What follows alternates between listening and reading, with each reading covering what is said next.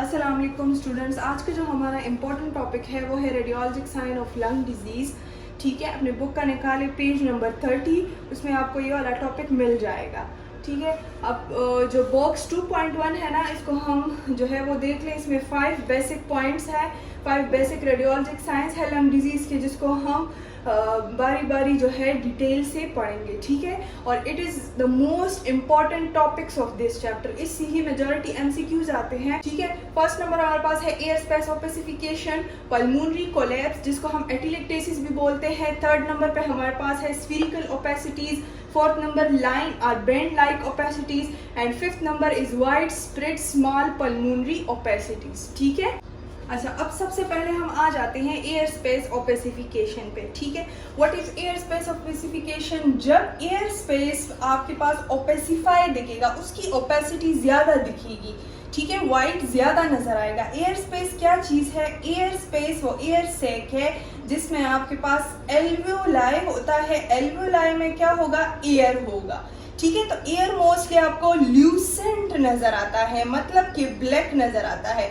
लेकिन जब यही एल्वोलाई आपके पास ओपेसिफाई होगा, ओपेसिफाई का क्या मतलब है? मतलब इसकी ओपेसिटी ज्यादा होगी, ब्लैक से ये टर्न होगा व्हाइट में, देन हम इसको क्या कहते हैं? Air space opacification.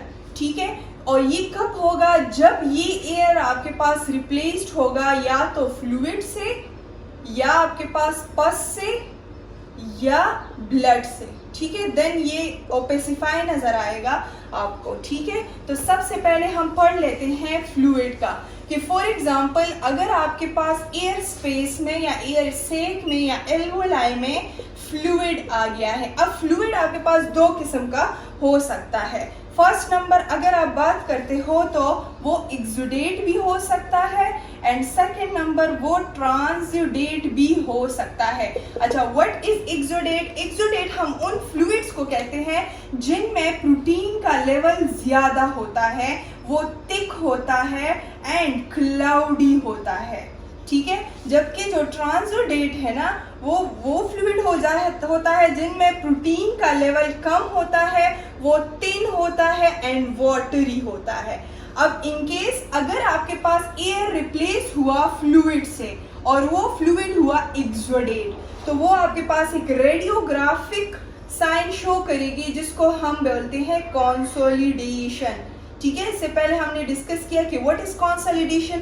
जब एयर रिप्लेस हो जाती है फ्लूइड से, उस कंडीशन को हम बोलते हैं कंसोलिडेशन। अब यहाँ पे सारा जो है ना फ्लूइड आ गया। फ्लूइड अब मे बी एक्सुडेट, जब एक्सुडेट होगा तो कंसोलिडेशन, जब ट्रांसुडेट होगा ना, देन यहाँ पे पल्मोनरी एडेमा को ये इंडिकेट कर रहा होगा। ठीक है, मतलब पल्मोनरी एरिया में जो है ना स्वेलिंग हो गई होगी। ठीक है, यहाँ तक समझ आ गई। फ्लूइड्स का जो है ख्याल रखना है। फ्लूइड होगा, लेकिन अगर एक्सुडेट होगा तो कंसोलिडेशन, अगर ट्रांसुडेट होगा तो पल्मोनरी एडेमा। ठीक है, अब आ जाते हैं कंसोलिडेशन के साइंस पर। ठीक है, साइंस ऑफ कंसोलिडेशन। कंसोलिडेशन हमने क्या पढ़ा? इंपॉर्टेंट है इसलिए मैं बार बार बता रही हूँ। Consolidation when air is replaced by fluid, पस और ब्लड। अब साइन ऑफ कंसोलिडेशन में सबसे पहले हो जाता है कि ये जो ओपेसिटी होती है ना, जो ओपेसिटी अपेयर होती है इन रिजल्ट ऑफ कंसोलिडेशन, वो ओपेसिटी जो है ना उनके बॉर्डर लॉस हो जाएंगे। ठीक है, मतलब इल डिफाइंड बॉर्डर होंगे उनके, इल डिफाइंड ओपेसिटी होगी, तो वो कंसोलिडेशन होगा। ठीक है, वो ओपेसिटी कंसोलिडेशन होगी। सेकंड नंबर, एयर ब्रोंकोग्राम आपको नजर आएगा। ठीक है, क्या किस तरह? अब ये पॉजिटिव नजर आएगा। किस तरह? फॉर एग्जांपल ये वो ब्रोंकाई है, ब्रोंकाई की वॉल्स है, इनमें क्या है? इनमें सबसे पहले एयर था तो ये ब्लैक था। ठीक है, अब यहाँ पे एल्वोलाई था, एल्वोलाई भी ब्लैक था। ठीक है, लेकिन अब एल्वोलाई जो है ना, एल्वोलाई अब ये व्हाइट दिख रहा है। मतलब क्या? कि यहाँ पे अब फ्लूइड है, तो फ्लूइड क्या करेगा? वो व्हाइट ओपेसिटी नजर आएगी आपको ना, तो एयर ब्रोंकोग्राम नजर आएगा। अब ब्रोंकाई की वॉल्स में आपके पास एयर विजुअलाइज होगा और इनके दरमियान कॉन्ट्रास्ट इंक्रीज होगा। वैसे लंग के पैरेन्काइमा कॉन्ट्रास्ट इंक्रीज नहीं होता क्योंकि सारा लंग एयर से भरा होता है, सारा ब्लैक होता है, लेकिन अगर ओपेसिटी आ जाए, कंसोलिडेशन हो जाए, एल्वोलाई वॉइड दिखती है, आपके पास ओपेसिटीज नजर आती हैं, देन ऑब्वियस सी बात है कि जहां पे एयर होगा वो ब्लैक नजर आएगा, जहां ओपेसिटी होगी या फ्लूइड होगा वहां वो वाइट नजर आएगा। तो कंट्रास्ट अब इसका इंक्रीज हुआ तो एयर ब्रोंकोग्राम आपके पास नजर आएगा इन केस ऑफ कंसोलिडेशन। ठीक है, थर्ड नंबर जो है ना, सिलहूट साइन आपको नजर आएगा। What is silhouette sign? Silhouette sign हमने कहा कि लॉस ऑफ बॉर्डर्स। अब लॉस ऑफ किस चीज के बॉर्डर्स है यहाँ पे? Loss of borders of diaphragm होते हैं and mediastinal. Mediastinal and diaphragm के जब आपके पास बॉर्डर लॉस होंगे ना, तब आप कह सकते हैं कि ये कंसोलिडेटेड एरिया कंसोलिडेशन की वजह से हुए हैं। ठीक है, अब टाइप्स ऑफ कंसोलिडेशन पे आ जाए। ठीक है, इंपॉर्टेंट है types of consolidation. Types of consolidation में सबसे पहले आपके पास है लोबार एंड सेकंड नंबर है पेची कंसोलिडेशन। जब पूरा लंग, ठीक है, entire lung, maximum part of the lung या लोब ऑफ द लंग या एक लोब, ठीक है, अपने पास नोट कर ले, या फुल लंग, ठीक है, या मैक्सिमम पार्ट ऑफ लंग, ये आपके पास इफेक्ट होना, इसमें कंसोलिडेशन होना, उसको हम क्या कहते हैं? लोबार कहते हैं।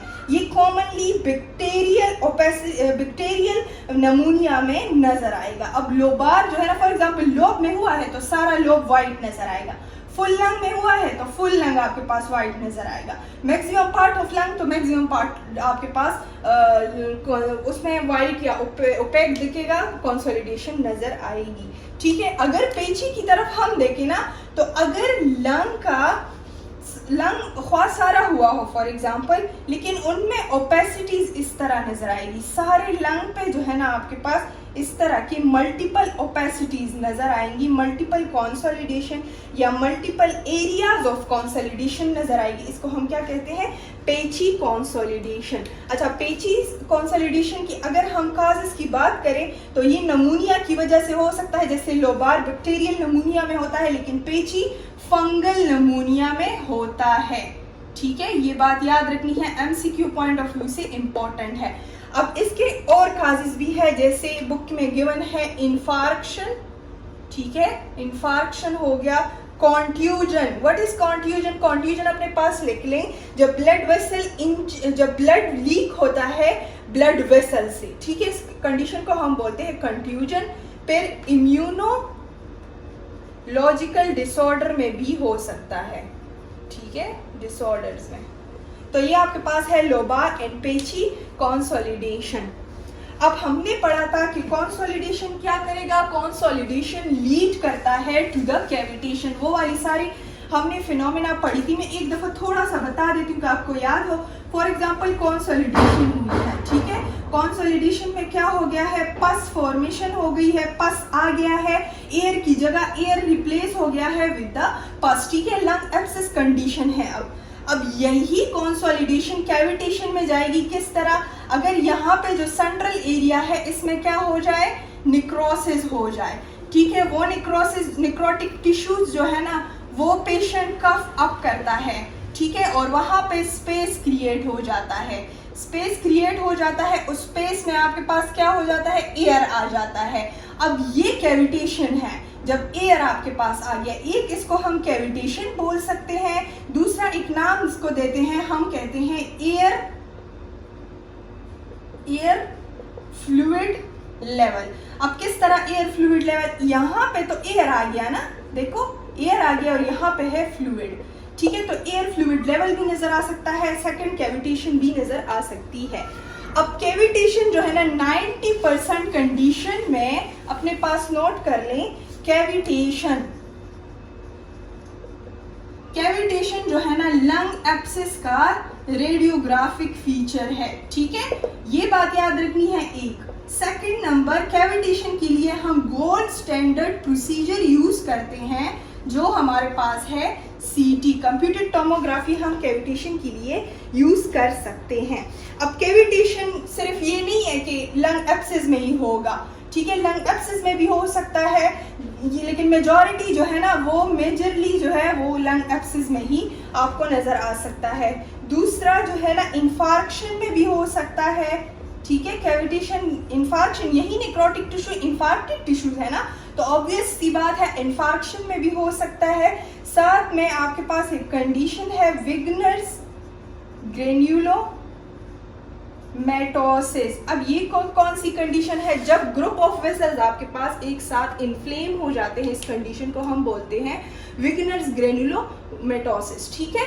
तो ये आपके पास हो गया about the cavitation lung abscess में मेजरली होगा, लेकिन इंफार्क्शन में भी हो सकता है, इस कंडीशन में भी हो सकता है। इसका गोल्ड स्टैंडर्ड प्रोसीजर है सीटी, ठीक है। तो ये आपके पास हो गया एयर स्पेस ओपेसिफिकेशन। अगला जो हमारा लेक्चर होगा वो होगा इसके radiologic sign of lung disease के सेकंड नंबर टॉपिक पे, जो कि हमारे पास है पल्मोनरी कोलैप्स, जिसको हम एटिलेक्टेसिस भी बोलते हैं, ठीक है। तो अपना बहुत सारा ख्याल रखिएगा, दुआओं में याद रखिएगा। अल्लाह हाफिज।